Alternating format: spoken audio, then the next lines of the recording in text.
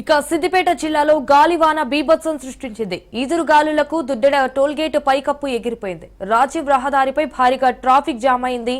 పలు వాహనాలపై టోల్గేట్ పైకప్పు పడడంతో ప్రయాణికులు తీవ్ర భయాందోళనకు గురయ్యారు.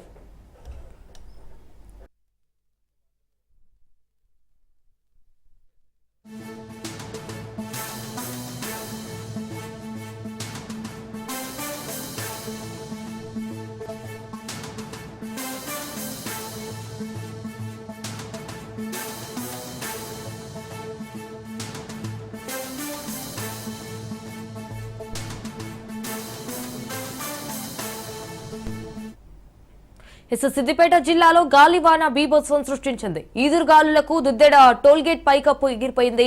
రాజీవ్ రహదారిపై భారీగా ట్రాఫిక్ జామ్ అయిందైతే పలు వాహనాలపై టోల్గేట్ పైకప్పు పడడంతో ప్రయాణికులు తీవ్ర భయాందోళనకు గురయ్యారు.